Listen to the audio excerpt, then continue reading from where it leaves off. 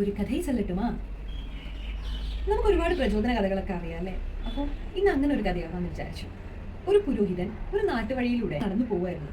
അപ്പോൾ ഒരു വലിയ കുന്നിൻ മുകളിൽ കുറേ മരങ്ങളൊക്കെ വെട്ടിമാറ്റി കുറച്ച് ആളുകൾ ഇരുന്ന് പണിയെടുക്കുന്നത് കണ്ടു. കുറച്ച് ആളുകൾ പാറ പൊട്ടിക്കുന്നു, അത് മിനുക്കുന്നു, അത് ചെറുതാക്കുന്നു, അങ്ങനെയൊക്കെ ഓരോരോ പണിയിൽ ഏർപ്പെട്ടിരിക്കുകയാണ്. അപ്പോൾ ഈ പുരോഹിതനെ ജിജ്ഞാസയായി ഇവിടെയുള്ള ഒരു പണിക്കാരൻ്റെ അടുത്തേക്ക് പോയിട്ട് ചോദിച്ചു, താങ്കൾ ഇവിടെ എന്താ ചെയ്തുകൊണ്ടിരിക്കും? 50-നടുത്ത് പ്രായമുള്ള ഒരു വ്യക്തിയായിരുന്നു അയാൾ. എല്ലാത്തിനോടും നിരാശ, വെറുപ്പ്, പക, ഇങ്ങനെയൊക്കെയുള്ള ഒരു മനോഭാവത്തോടെയാണ് അയാൾ അവിടെ ഇരുന്ന് പാറ പൊട്ടിക്കുന്നുണ്ടായിരുന്നത്. പുരോഹിതന്റെ പുഞ്ചിരിയോ സൗഹൃദഭാവമോ ഒന്നും അയാൾ കാര്യമാക്കിയില്ല. ചോദ്യം കേട്ടതോടെ കലി കയറിയ നോട്ടമോടെ അയാൾ പുരോഹിതനെ ഒന്ന് നോക്കി. എന്നിട്ട് വളരെ മോശമായ ഭാഷയിൽ പുരോഹിതനെ എന്തോ വിളിച്ചു. ഇത് കേട്ട പുരോഹിതൻ ദൂരേക്ക് മാറി. അടുത്തതായി അവിടെ ഇരുന്ന് ഒരു പാറ മിനുക്കിക്കൊണ്ടിരുന്ന ഒരാളെ പുരോഹിതൻ ചെന്ന് കണ്ടു. എന്നിട്ട് ചോദിച്ചു, താങ്കൾ ഇവിടെ എന്താണ് ചെയ്യുന്നത്?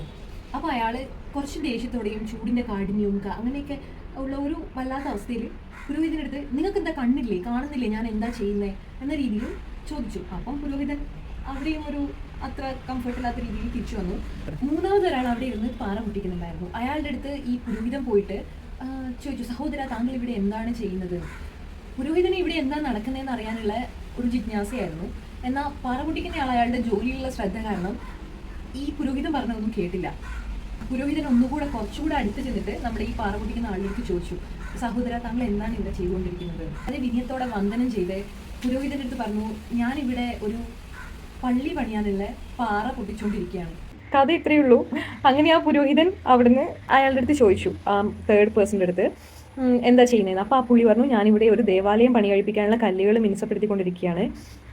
അത് മാത്രമല്ല, ഈ ഒരുപാട് കാലത്തിന് ശേഷം ഞാൻ കൊത്തുന്ന കല്ലുകൾ വലിയ ദേവാലയത്തിൻ്റെ അടിത്തറയായി മാറും. ആ അടിത്തറ ഇട്ടിട്ടുള്ള വലിയ പള്ളിയിൽ പിന്നെ ഒരുപാട് ആൾക്കാർ വന്ന് പ്രാർത്ഥിക്കും. അത് നല്ല മനഃശാന്തി നൽകും. അതൊക്കെ ആലോചിക്കുമ്പോൾ എനിക്ക് ഭയങ്കര ബ്ലസ്ഡ് ആയിട്ടാണ് ഫീൽ ചെയ്യുന്നത്. ഐ ആം സോ ഹാപ്പി എന്നൊക്കെ പറയും. ഇത് കേട്ട് പുരോഹിതൻ്റെ മനസ്സിലും ആ ഒരു ദേവാലയത്തിൻ്റെ കാഴ്ച ഇങ്ങനെ ഒരു ഇമേജിനേഷൻ വന്നിട്ടുണ്ടായിരുന്നു. സോ അതൊക്കെ കേട്ട് വളരെ സന്തോഷത്തോടെ പുരോഹിതൻ അയാളുടെ അടുത്ത് യാത്ര പറഞ്ഞ് നടന്നകലും. ഇതാണ് കഥ. അപ്പോൾ അത്രയേ ഉള്ളൂ. ബൈ.